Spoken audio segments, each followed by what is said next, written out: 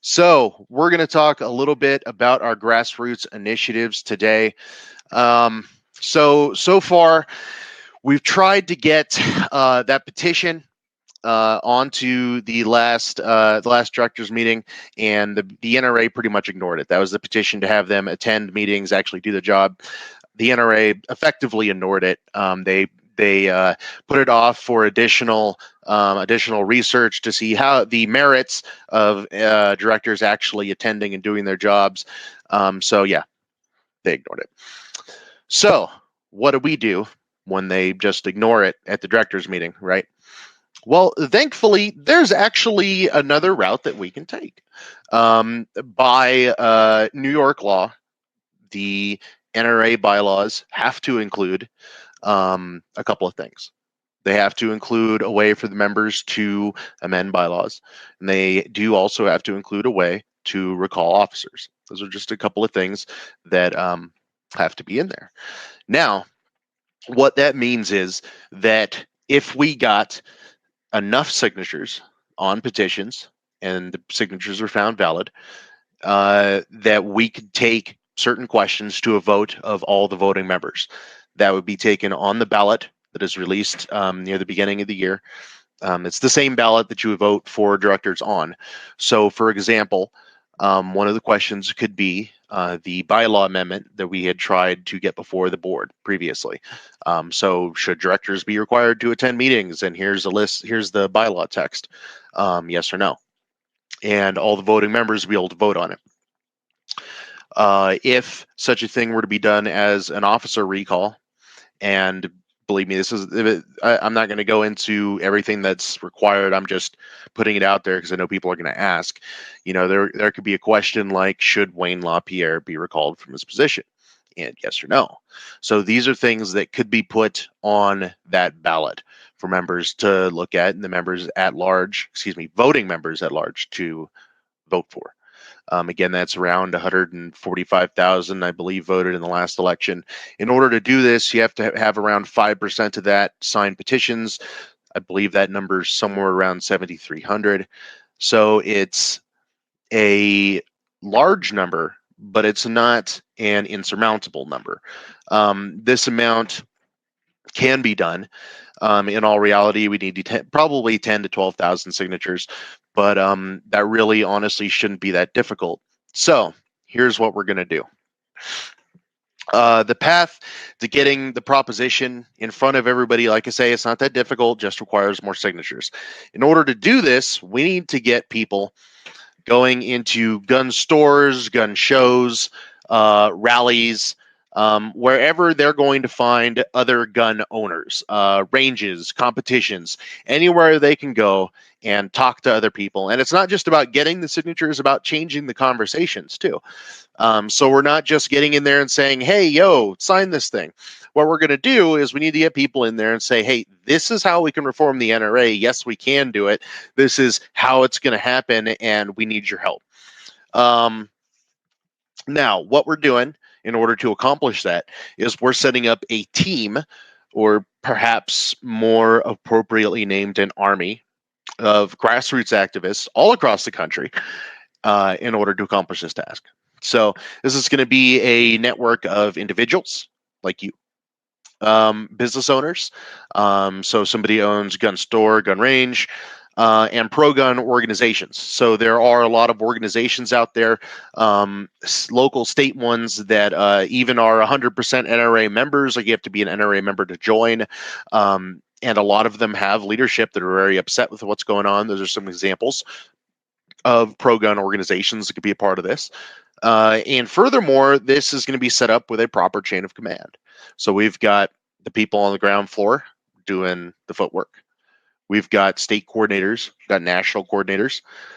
We have already interviewed and I believe found our national coordinator, and that'll be announced this next week, who it is, along with a little bio for him. Very, very excited about that. We do need more state leaders, and we need tons and tons of people on the ground. These are people who are going to be making phone calls. They're going to be the people who are actually walking into ranges and gun stores and local competitions, the people who are going to be setting up booths at gun shows. We need a lot of you to come and help us. On our website, there is a volunteer form. That is as you can see there on that, you can go to that Grassroots Activism. If you go to the menu for website, savethe2a.org, there's a Grassroots Activism thing. You can go there. It's got a link to the volunteer form. Also under Take Action, there's a link to the volunteer form, and you can go and fill that out. It'll ask you some questions, and you can let us know what you want to do, the times that you're available, that sort of thing, and we can get you set up. Now, here's something that I do want to tell all of you that are getting involved with this. When I set up this organization and I got with Ron and the two of us set this up, and then we found other people, we got Rob, we got Andy, the overarching goal for this organization that we've all been working towards is the preservation, promotion, and expansion of the Second Amendment, right? And that doesn't end with the NRA. That's where we started at. That's where it's where we believe we can make the biggest impact right now, is to fix this organization in order to accomplish that goal. Once the organization is, quote, fixed, if that happens, or there's some sort of resolution to the issues with the NRA, we're not going to go away. In building this grassroots network, we are going to have something that no other Pro 2A organization in the country has, and that's people on the ground showing up to their like I said, again, their local stores, ranges, that sort of thing. But not just that. Once we're done with what we're doing, these are the same people who can go to town council meetings, who can go to legislatures, who can meet with legislators, who can get towns to pass resolutions, whatever it is. We get beat so often with this. We get beat by the left. We get beat by, excuse me, not just the left, but we get beat by the anti-gun extremists, as it were. They are constantly showing up and in person. They are constantly, and now again, they're very well funded. They have people getting bussed in for rallies, all that sort of thing. But they are the ones who are showing up in the streets and beating us in a lot of these places. They're getting all these little incremental wins, these little incremental goals. Like I live here in Colorado, and the Moms Demand Action is, of course, based here. We have the wonderful pleasure of having Shannon Watts, the leader of Moms Demand Action, lives here. So we happen to get a lot of their activity all the time. They are constantly in town meetings. They are constantly at the legislature. They're in all of these like committee meetings and stuff. This is where we fail. This is where we don't have any skin in the game, usually. Now, that's not to say some groups don't do a good job of it, because there certainly are some. Again, there's one here in Colorado that does a great job called Rally for Our Rights. But we need to take the fight back on this front. And once we're done fixing the NRA on this same front, the work will continue there.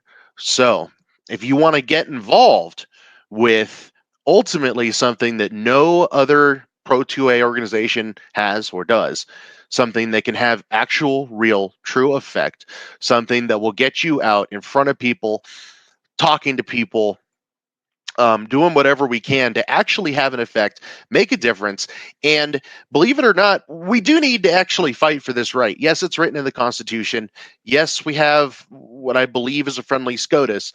But the fact of the matter is, we need to be out there fighting tooth and nail for this if we want any hope of ever expanding it, let alone preserving it. So that's what you would be getting involved in if you want to get involved with this grassroots effort.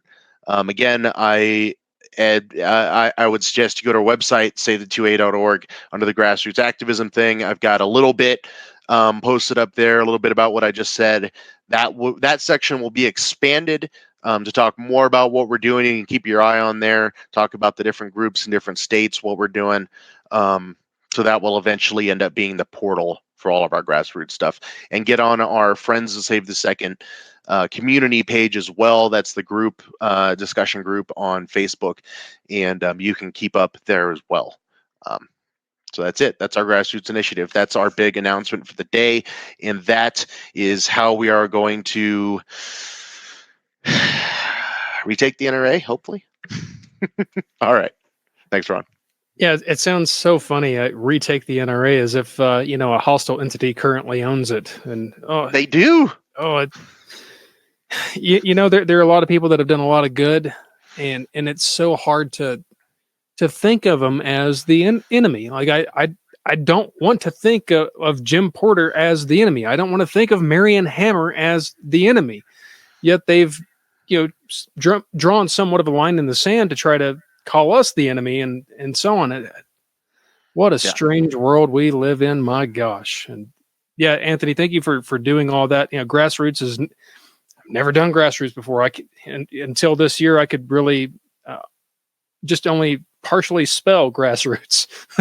And it's funny enough, Anthony, you were something of a hero to me. I was telling the guys last night, I was on Gorillas and Guns podcast, and I was telling them that you were a hero of mine, though I didn't even know who the hero exactly was. Of course, in 2013 with the state recalls, man, it's so funny how small a world it is, and how individuals that you would think nothing of end up doing the most important things. Yeah, there were a lot of people involved in those. Of course. That was a very, very big effort by a lot of people. Just the amount of work that was put in those recalls was out of this world. But that's what the power of grassroots. That was something that was never done before, were those recalls in 2013. It was the first time they were ever done in Colorado, and it was the first time, as far as I know of, that any gun control-based recalls were ever done in the United States. And we did 2 of them, knocked off 2 senators in the same day, and then a 3rd one resigned shortly after that. So, but yeah, there was a lot of people involved in that. It was an incredible effort, but it does highlight the power of grassroots, and it didn't take millions and millions of dollars either. We were outspent a lot. We had Clinton and Obama both making robocalls for the other side, or at least I know Clinton did. For sure. Yeah, I got a few of those. Yeah. Well, what's really funny, I just want to throw this in real quick. All the Podesta emails that were released a while back on WikiLeaks. Yeah. There's one in there about the Colorado recalls, and I found it and showed it to my wife, and she printed it and framed it for me.